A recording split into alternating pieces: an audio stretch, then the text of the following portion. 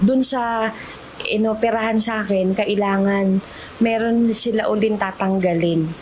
Parang may tumutubo ulit. Habang ongoing po yung pagpaprocess po ng mga laboratories, after po nun, nilalakad ko po sa City Hall, mapit po ako ulit sa PhilHealth para maka-discount po ulit. Nasa kamay na muli ng Philippine Health Insurance Corporation o PhilHealth ang 60 billion pesos excess fund na naisauli nito sa Bureau of Treasury noong 2024. Para sa ilang PhilHealth member, hangad nila na maramdaman ang karagdagang pondong ito sa mga pangunahing serbisyong pangkalusugan. Si Genesis Hernaez, PhilHealth member, kasalukuyang nag-aasikaso ng kanyang mga papeles sa PhilHealth upang masagot ang kanyang medical bills. Sasalang siya sa pangalawang operasyon sa susunod na linggo dahil sa mga panibagong nadiskubring bukol sa kanyang matres. Medyo mahirap po yung pupunta ka ng City Hall, pipila ka doon, i-interviewin ka.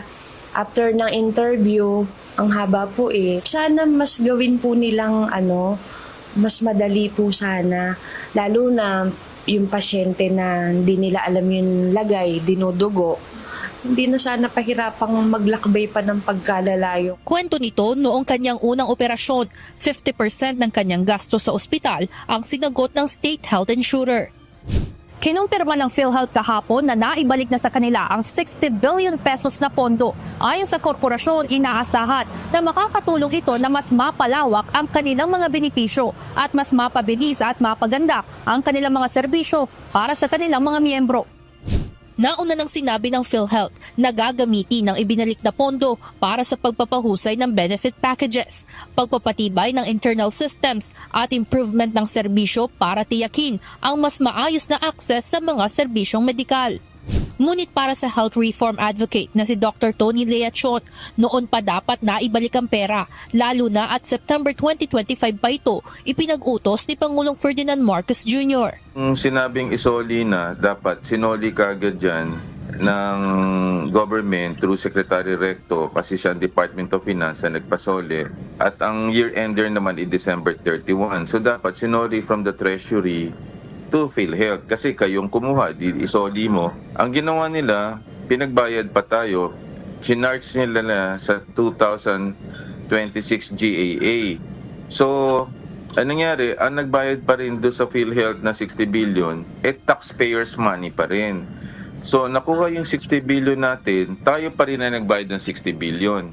Giit pa nito na bukod sa 60 billion pesos, dapat ding ilipat ang bilyong pisong alokasyon mula sa unprogrammed funds patungo sa Department of Health. Partikular nitong naispondohan ang mga serbisyong pangkalusugan para sa mga pasyenteng dumaranas ng top 10 killer diseases sa bansa upang mabawasan ang kanilang medical expenses, lalo na sa kasalukuyang estado ng ekonomiya.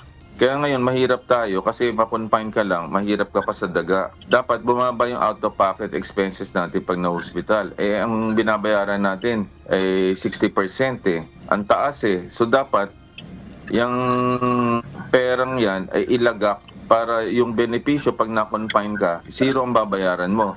Sa ruling ng Supreme Court noong December 2025, sang-ayon ang lahat ng mga maestrado na unconstitutional ang nangyaring lipat pondo na sisira sa universal healthcare at karapatan ng mga Pilipino sa mga serbisyong pangkalusugan. Evan Alvarez, UNTV News and Rescue. Diyos ang aming sandigan, serbisyo publiko ang aming pinahahalagahan.